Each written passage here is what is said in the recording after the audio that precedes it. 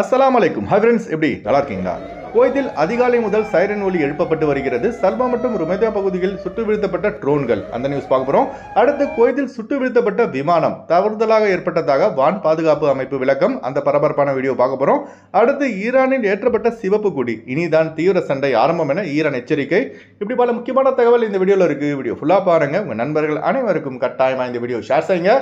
இப்போ வாங்க குவைத்துடைய மிக முக்கியமான நியூஸை பார்ப்போம்.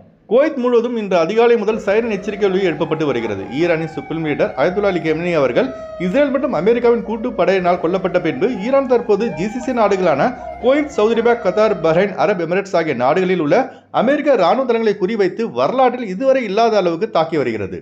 இன்று குவைத்தின் சல்வா மற்றும் ருமைதா பகுதிகளில் ஈரானின் ட்ரோன்கள் சுட்டு வீழ்த்தப்பட்டதாக பாதுகாப்பு அமைச்சகம் தெரிவித்துள்ளது. இந்த சம்பவம் தொடர்பாக அரப் டைம்ஸ் பத்திரிகையில் வெளியான ஆதாரத்தின்படி உள்துறை அமைச்சகத்தின் சிவில் பாதுகாப்பு பொது இயக்குநரகத்தின் இயக்குநர் ஜெனரல் முகமது அல் மன்சூரி அவர்கள் தெரிவிக்கையில், கடல் வழியாக ருமைதா மற்றும் சல்வா ஏரிகளை நெருங்கிய பல ட்ரோன்கள் வெற்றிகரமாக சுட்டு வீழ்த்தப்பட்டதாக பாதுகாப்பு அமைச்சகம் தெரிவித்துள்ளது. அதுபோல அமெரிக்க ராணுவ விமானமான F-15E ஸ்டிக் ஈகிள் என்ற போர் விமானம் குவைத்தின் வான் பாதுகாப்பு படையினரால் தவறுதலாக சுட்டு வீழ்த்தப்பட்டுள்ளதாக குவைத் வான் பாதுகாப்பு பிரிவு தெரிவித்துள்ளது. அதாவது ஈரானின் போர் விமானம் என்று எண்ணி தவறாக அமெரிக்க போர் விமானம் சுட்டு வீழ்த்தப்பட்டுள்ளது. இப்போ நீங்க ஸ்கிரீன்ல பாக்குறீங்களா, இதுதாங்க அந்த வீடியோ. பதட்டத்தில் எந்த விமானம் எங்கிருந்து வருதுன்னு தெரியாமல் சுட்டு வீழ்த்தப்பட்டுள்ளது அமெரிக்க போர் விமானம். குவைத்தில் காலையில் பாங்கு சத்தம் கேட்குறதோ இல்லையோ, இப்போ பார்த்தீங்கன்னா டெய்லி சைரன் சத்தத்தை கேட்குறதா இருக்குது. ஆனால் இந்த மாதிரி நிலைமை Kuwait, Saudi Arabia, Qatar, Bahrain, Arab Emirates, Oman ஆகிய ஜிசிசி நாடுகளுக்கு வரும்னு யாரும் நினைச்சு கூட பார்த்துக்க மாட்டாங்க. அதுபோல ஈரானில் பார்த்தீங்கன்னா இப்போ சிவப்பு கொடி ஏற்றப்பட்டுள்ளது.